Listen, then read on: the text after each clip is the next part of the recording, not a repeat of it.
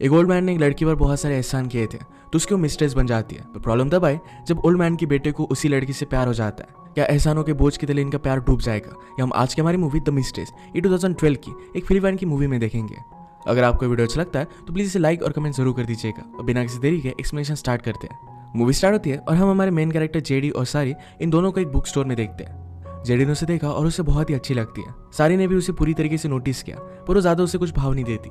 उसे एक सूट के ऊपर बुक बहुत ही अच्छी लगी थी पर वो जरा कॉस्टली थी तो रख कर वो चली जाती है। जेडी कहता है कि अगर तुम्हें बुक पसंद है तो तुम्हें बाय करनी चाहिए।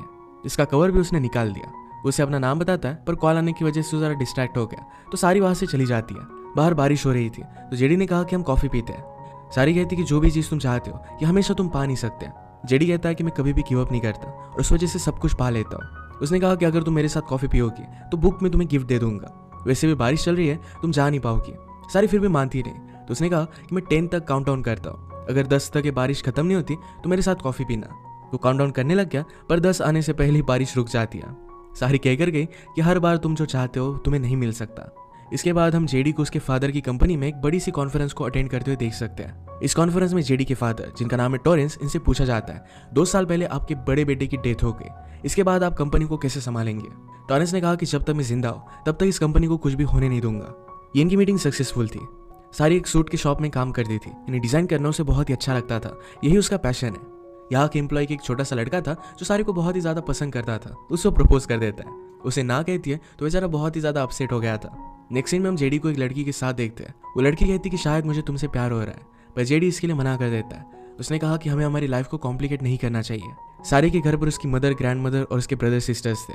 ग्रैंड मदर की तबीयत हमेशा खराब रहती है, उसे भूलने की बीमारी है तो सारी ने हमेशा उनका ख्याल रखा है। ग्रैंड मदर भी सारी पर बहुत प्राउड थी। जब सारी बहुत छोटी थी तभी उसके फादर की डेथ हो गई थी और उसकी मदर अपने बॉयफ्रेंड के साथ भाग गई थी। हमेशा ग्रैंड मदर ने उनका ख्याल रखा था तो इस वजह से अपनी ग्रैंड मदर से बहुत प्यार करती है। अगले दिन जेडी अपने पार्टनर के साथ सारी के ऑफिस में आता है। जेडी के फादर की इतनी बड़ी कंपनी है पर फिर भी एज आर्किटेक्ट वो कहीं और काम करता है क्योंकि अपने फादर से उसकी बनती नहीं। जेडी को एक बहुत बड़ा क्लाइंट चाहिए था पर अपने सूट इसी शॉप से सिलवाता है। इस शॉप को भी रिनोवेटिंग की जरूरत थी तो जेडी ने कहा कि अगर हम यहाँ पर अच्छे से काम करते हैं तो एक बड़ा क्लाइंट भी हमें मिल सकता है। इसी वजह से उन्होंने जॉब ले लिया। सारी यहाँ पर जेडी को देखकर सरप्राइज थी। जेडी भी उसके पीछे पीछे आ गया। अपने फोन से उसे कैप्चर कर लेता है। उसे फिर से नोटिस करती है। जेडी ने कहा कि जब भी कोई लड़की मुझे इस तरीके से देखती है तो मेरे वो कपड़े निकालना चाहती है। सारी कहती कि पहले तो मैं तुम्हारी पैंट निकालना चाहती हूँ, ये बहुत ही घटिया है, इसमें तुम बहुत ही शॉर्ट लगते हो। जेडी इस पर बहुत हंसा। वो कहता है कि पूरे वीक में तुम्हारे बारे में सोचता रहा, क्या मेरे साथ कॉफी पर चलोगी? पर सारी इस बार भी उसे मना कर देती है। उसे फिर से एक इंपॉर्टेंट कॉल आ जाता है तो उसे जाना पड़ा पर उसे कहकर जाता है कि मैं तुम्हें पाना चाहता हूँ और पाक कर रहूंगा। संडे को जेडी अपनी मदर से मिलने के लिए गया। मदर कहती कि अब तुम्हें कंपनी का काम संभाल लेना चाहिए। जेडी कहता है कि फादर को मेरी कोई भी जरूरत नहीं है, वैसे भी हम दोनों की विजन मैच नहीं करती। अगर बड़े भाई जिंदा होते तो मेरी किसी को जरूरत भी नहीं पड़ती। मदर ने कहा कि फादर के जाने के बाद तुम्हें ही सब कुछ संभाल लेना है, अभी से तुम्हें काम करना स्टार्ट कर देना चाहिए। पर जेडी इसके लिए नहीं मानता। एक दिन जेडी खुद सारी के लिए कॉफी लेकर आया। आज थर्सडे था तो एम्प्लॉयज कहती कि आज उसका ऑफ होता है। सारी एक हाउस में आई, वहां पर सब कुछ वो रेडी करती है। उसने खाना वगैरह बनाया और उसके बाद टोरेस उसे मिलने के लिए आया। टोरेस जेडी के फादर है। एक दूसरे के साथ 5 साल से रिलेशनशिप में और एक दूसरे को बहुत लाइक करते हैं। टोरेस ने कहा कि जो बिजनेस बुक मैंने तुम्हें पढ़ने के लिए कही थी क्या तुमने वो पढ़ डाली? सारी उसमें उतना ज्यादा इंटरेस्टेड नहीं थी। टोरेस कहते कि मैं तुम्हें एक बिजनेस बना कर दे सकता हूँ। सारी ने कहा कि ऑलरेडी आपने मेरे लिए बहुत कुछ किया है। टोरेस उसको जिंदगी भर के लिए एक बहुत ही अच्छा बिजनेस रेडी कर देना चाहते थे। वो अपनी बिजनेस की प्रॉब्लम बताते कि सब लोग जरा डर रहे क्योंकि 2 साल में मैं रिटायर होने वाला हूँ। टोरेस ने कहा कि मेरे छोटे बेटे को मेरा बिजनेस संभालना चाहिए पर वो मानता ही नहीं। अब जब वो सारी के साथ है तो ये कुछ भी वरी नहीं करना चाहते। उसके साथ अपना टाइम वो एंजॉय करते हैं। उन्होंने उससे पूछा कि क्या तुम्हारा कोई बॉयफ्रेंड है? सारी कहती कि मैं किसी में भी इंटरेस्टेड नहीं हूँ। टोरेस ने कहा कि तुम पूरी जिंदगी मेरे साथ नहीं रह सकती, तुम्हें एक अच्छा पार्टनर ढूंढ लेना चाहिए। जेडी अपनी मदर से मिलने के लिए जाता है। मदर बहुत ही ज्यादा ड्रंक थी क्योंकि उसे टोरेस के अफेयर के बारे में पता है। मदर ने कहा कि अब तुम्हारे फादर का किसी यंग लड़की के साथ अफेयर चल रहा है। उनके गुजर जाने के बाद उन्होंने उसके लिए कुछ पैसे भी रखे। इस बात से वो बहुत ही ज्यादा डिस्टर्ब हो गई थी।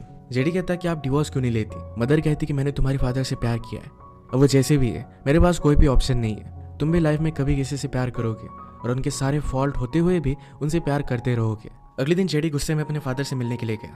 फादर कहते कि अगर तुम कंपनी को ज्वाइन करना चाहते हो तो हमेशा तुम्हारी जगह यहाँ पर है। जेडी कहता है कि कभी भी आपको मेरी जरूरत नहीं थी। जब मैं यहाँ पर काम कर रहा था तो हर दिन आपने मुझे याद दिलाया कि मैं कितना बड़ा नालायक हूँ। फादर ने कहा कि तब तुम्हारे बड़े भाई की रिसेंटली डेथ हुई थी और उसी वजह से मैं जरा डिस्टर्ब था। जेडी गुस्से में वहां से निकल जाता है। उसने अपने फ्रेंड को कॉल किया और कहा कि मुझे इस प्रोजेक्ट से निकाल दो। फ्रेंड ने कहा कि तुमने कमिटमेंट की थी, अब तुम्हें कंप्लीट करना पड़ेगा। इसके बाद वो डायरेक्टली सारी से मिलने के लिए आता है। वो उससे पूरा ऑफिस दिखा रही थी और कहती कि तुम्हें अपने लिए भी सूट बनवा लेना चाहिए। जेडी इसके लिए हाँ कहता है। वो जरा डिस्टर्ब लग रहा था। सारी उसका मेजरमेंट ले रही थी पर वो ज्यादा डिस्टर्ब होकर वहां से चला जाता है। कल वो सारी के लिए कॉफी लेकर आया था, जिसके लिए उसे थैंक यू कह दिया। उसके डिस्टर्ब होने का पीछे का रीजन ये था कि अपने फादर को उसने कन्फ्रंट किया और फादर ने उसे सारी के बारे में बता दिया था। ये उसे एक बहुत ही बड़ा शॉक लगता है। अपना दिल हल्का करने के लिए अपने फ्रेंड को ये सारी बात वो बता देता है। नेक्स्ट सीन में हम देखते हैं कि जेडी की मदर ने एक पेंटिंग मंगवाई हुई थी। एक बार मदर का भी एक आर्टिस्ट के साथ अफेयर हुआ था, उसी की पेंटिंग वो बाय करती रहती है। इस बात के बारे में टॉरेंस को पता था। मदर ने कहा कि पहले तो अफेयर तुमने किया था। टॉरेंस कहते कि मैंने अफेयर किया पर तुमने उससे प्यार किया था। जेडी ने सारी को इग्नोर करने की बहुत कोशिश की पर उससे दूर नहीं रह सकता। उससे पूछता है कि क्या तुम मेरे साथ डेट पर चल सकती हो। उसे फिर से मना करती है पर इस बार वो गुस्सा हो गया। वो कहता है कि तुम्हें मुझे लाइक करती हो, इसमें प्रॉब्लम क्या है। वो बेसिकली उसे फोर्स करने लग गया था तो सारी ने एक पिन लेकर उसे मारा और वो अपना कॉल उठाने के लिए चली जाती है। उसे पता चला कि ग्रैंड माँ मिसिंग है। जेडी उसके साथ ग्रैंड माँ को हर जगह पर ढूंढने की कोशिश करता है। फाइनली उन्हें वो मिल ही गई। सारी के ब्रदर्स और सिस्टर के साथ उसने टाइम स्पेंड किया। सुबह उसने जो भी किया था इसके लिए उसे सॉरी कहता है। सारी ने भी उसे थैंक यू कहा। वो अपनी फैमिली की सारी सिचुएशन समझा देती है। टॉरेस के साथ उसकी जो भी रिलेशनशिप है इसके बारे में भी उसने उसे बता दिया। वो कहती कि हर थर्सडे मुझे उससे देना पड़ता है। ये सब जानने के बावजूद भी जेडी उसे डेट के लिए पूछ रहा था तो सारी मान गई। डेट पर सारी जेडी से कहती है 5 साल से मैं लोगों से झूठी कहती आ रही हूँ। कल फर्स्ट टाइम ऑनेस्टली मैंने तुम्हें सब कुछ बता दिया था। सारी जेडी को टॉरेंस ने उसे जो घर दिया था इसमें लेकर आई। वो कहते कि टॉरेंस के बेटे की जब डेथ हो गई तो बहुत ही डिस्टर्ब था। सब लोग उससे दूर चले गए थे, उसे सहारे की जरूरत थी। टॉरेंस ने हमारी फैमिली को बहुत सपोर्ट किया था, इसी वजह से मैंने उसे सहारा दिया। जेडी कहती कि तुम एहसानों की वजह से दब चुकी हो, तुम इस सब से बेटर डिजर्व करती हो। जेडी ने सब बात जब अपने फ्रेंड को बताई तो फ्रेंड कहता है कि तुम ये कर क्या रहे हो। जेडी कहता है कि मैं उससे प्यार करने लग गया और मैं उसे बचाना चाहता हूँ। एक रात उसने सारी को ड्रॉप किया और उसने कहा कि मैं तुम पर गिव अप नहीं करने वाला। एक दिन आएगा जब तुम थर्सडे को किसी के पास भी नहीं जाओगी। मैं सारे दिन तुम्हारे साथ स्पेंड करूंगा तो एक दिन भी तुम मेरे बिना नहीं जी पाओगी। नेक्स्ट डे उसके साथ वो डेट पर जाना चाहता था और सारे ने कहा कि मैं बहुत बिजी हूँ। जेडी अगले दिन पार्सल लेकर आता है और वहीं पर अपनी डेट वो सेलिब्रेट करते हैं। सारी के ऑफिस का छोटा सा बच्चा इससे जेलस हो जाता है। वो भी उसके लिए लंच लेकर आता है। जेडी सारी और उसकी फैमिली के साथ भी बहुत सारा टाइम स्पेंड करने लग गया। ये सब मिलकर गेम्स खेलते थे। जेडी सारी से कहता है कि अगर मैं गेम जीत चाहता हूँ तुम्हें मुझे किस करना पड़ेगा। वो एक्चुअल में जीत गया और सारी जब उसे गाल पर किस कर रही थी तो उसे लिप पर किस कर लेता है। एक दिन जेडी ने सारी से पूछा कि इमेजिन करो कि हम दोनों शादीशुदा है, हमारी लाइफ कितनी परफेक्ट होगी। हमारे 4-5 बच्चे होंगे, मैं काम पर जाऊंगा और मेरे सारे सूट्स तुम ही डिजाइन करोगी। सारी ने कहा कि मैं मेरी फैमिली को नहीं छोड़ सकती, मेरे साथ तुम्हें इन सब का भी ख्याल रखना पड़ेगा। जेडी कहता है कि इस बात से मैं तुम पर और भी ज्यादा प्यार करने लग गया हूँ। वो सबको एक्सेप्ट करने के लिए रेडी था। थर्सडे को सारी फिर से टॉरेस से मिलने के लिए गई। टॉरेस ने पूछा कि तुम्हारा बॉयफ्रेंड कैसा है। वो उस छोटे बच्चे के बारे में बात कर रहा था पर सारी जेडी के बारे में उसे बता देती है। जेडी का एक्चुअल नाम कुछ अलग है और इसी वजह से टॉरेस उसे पहचान नहीं पाता। उसके बारे में पता चलने के बाद टॉरेस जरा जेलस हो गया। आज रात इंटीमेट होने के बाद टॉरेस ने कहा मुझे पहले लगता था कि मैं तुम्हें शेयर कर सकता हूँ पर तुम मुझे सिर्फ मेरे लिए चाहिए हो। वो उसके लिए और भी ज्यादा पॉजिटिव हो गया। थर्सडे के अलावा किसी और दिन भी उसके साथ वो डिनर करना चाहता था। सारी इसके लिए मना करने की कोशिश करती है पर टॉरेस मानता नहीं। शॉप पर जेडी भी उसका वेट कर रहा था। वो भी उसे डिनर के लिए पूछता है। सारी के मोबाइल से उसे पता चल गया कि टॉरेस उसे डिनर पर लेकर जाना चाहता है पर जेडी ने कहा कि उससे अच्छी कंपनी तो मैं हूँ। सारी कहती मैं तुम्हारे साथ डिनर पर नहीं जा सकती। इस बात से जेडी गुस्सा हो जाता है। कहता है कि तुमसे बहुत प्यार करता हूँ और इस तरीके से उससे मिलना मुझे तुम्हारा अच्छा नहीं लगता पर फिर भी मैं तुम्हारे साथ हूँ। मैं हमेशा तुम्हारा कुत्ता बनकर नहीं रह सकता, मुझे सिर्फ एक चांस दो, मैं पूरी लाइफ तुम्हारे साथ जीना चाहता हूँ। सारी इस पर कुछ भी बोल नहीं पाती।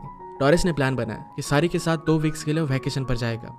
काम छोड़कर जाने के लिए सारी मना कर रही थी तो जेडी कहता है कि मैंने ऑलरेडी तुम्हारे बॉस से परमिशन निकाल ली है। उसे रात में डिनर के लिए लेकर आता है और उस रेस्टोरेंट में जेडी की मदर भी थी। उस पर बहुत ज्यादा गुस्सा होगी। सारी को देखकर कहती है तुम एक सेक्स वर्कर की तरह लगती हो। वो वहां पर बहुत बड़ा तमाशा खड़ा करती है। जेडी अपनी मदर को संभालने लग गया। सारी को अब पता चला कि जेडी टॉरेस का बेटा है। इस बात से उसे बहुत बुरा लगता है। जेडी रात में उसे मिलने के लिए आया। वो डायरेक्टली उसके साथ इंटीमेट होने लग जाती है। कहती कि तुम यही सब चाहते हो। जेडी कहता है कि मैं तुम्हें सब कुछ सच बताने वाला था, प्लीज मुझे माफ कर दो। वो बाद में उसे बहुत बार कॉल करने की कोशिश करता है पर सारी उसे इग्नोर कर देती है। सारी के क्लाइंट की वेडिंग थी, उसका सूट अच्छे से रेडी नहीं हुआ था। सारी अब सब कुछ चेंजेस कर खुद इस सूट को देने के लिए जाने वाली थी। वह रात में उसे बहुत लेट हो जाता है। उसके ऑफिस के बाहर जेडी उसका वेट कर ही रहा था। इतने रात में सारी को कोई भी ट्रांसपोर्ट मिलने नहीं वाला था तो फ्रेंड्स कहती है कि प्लीज जेडी के साथ चली जाओ। जेडी सारी को सॉरी कहता है। उसने कहा कि जब मुझे फादर और तुम्हारे बारे में पता चला तब मैं जानना चाहता था तुम दोनों ने एक दूसरे में देखा क्या। मैं तुम्हें पहले से लाइक करता था और बाद में मुझे तुमसे प्यार हो गया। सारी इस पर कुछ भी नहीं बोलती। ये दोनों वेडिंग में गए। सारी ने पूछा तुमने अपना नाम जेडी क्यों बताया। जेडी कहता है कि मेरी मदर ने एक बार आर्टिस्ट के साथ अफेयर किया था, मैं उन्हीं का बेटा हूँ। वो काम करते वक्त अपने फादर के इनिशियल्स लगाता है। जेडी के फादर को कभी भी ये बात पता नहीं थी। उसने सारी से कहा कि जिस सिचुएशन में हम फंसे हुए, अगर ये सिचुएशन ना होती तो कितना अच्छा होता। एक बार हमारी लाइफ इमेजिन कर देखो। सारी ने सब कुछ इमेजिन किया, उसे बहुत अच्छा लगा। रात में कैंडल्स को आकाश में छोड़ दिया। इसके बाद तो दोनों इंटीमेट हो गए। अब उन्होंने डिसाइड कर लिया था कि सब कुछ बात वो टोरेस को बता देंगे। ये सब सुनकर टोरेस को बहुत बड़ा शॉक लगा। वो गुस्से में घर से बाहर निकले और उन्होंने जेडी को देखा। उसे मारकर पूछते कि तुम प्रूव क्या करना चाहते थे। गुस्से में उन्हें हार्ट अटैक आ जाता है। डॉक्टर जेडी को बताते हैं कि अब उनके पास ज्यादा टाइम नहीं है। मदर सब बात पता चलने के बाद कहती है कि तुम ये सब कर कैसे सकते हो। वो उस पर बहुत अपसेट थी। वो सारी जहां पर काम करती है वहां पर जाकर उसकी बहुत बदनामी कर आती है। उसका सीक्रेट सब लोगों को पता चल गया था। सारी के मदर ने कहा कि कोई भी तुम्हें जज नहीं कर सकता। सारी कहती कि सब गलती मेरी ही है। ग्रैंड मदर कहती कि तुमसे गलती होगी, पर अब तुम्हें जो भी पनिशमेंट मिले इसे तुम एक्सेप्ट कर लेना। टोरेस अपने वाइफ से कहते हैं कि मैंने तुम्हें बहुत हर्ट किया है, प्लीज मुझे इसके लिए माफ कर देना। उन्होंने जेडी को CEO बना दिया। जेडी कहता है कि मैं रिस्पॉन्सिबिलिटी नहीं ले सकता। फादर कहते हैं कि तुम पर ही सब लोगों की जॉब डिपेंडेंट है, तुम्हें लोगों के लिए करना पड़ेगा। उन्होंने सब चीज़ों के लिए उसे माफ कर दिया था, क्योंकि उन्हें पता था कि प्यार किसी से भी हो सकता है। टोरेस के डेथ के बाद सारी ने डिसाइड किया था कि उससे वो नहीं मिलने वाली। उसके बाद डायरेक्टली 1 साल बीत गया था। जेडी ने अपनी कंपनी बहुत अच्छे से संभाली थी और लोग उसे लाइक भी करने लग गए थे। सारी ने अपने शॉप को पूरी तरीके से बदल दिया और अपना बिजनेस वो अच्छी तरीके से कर रही थी। जेडी अभी भी उसे भूल नहीं पाया और एक रात उसे मिलने के लिए चला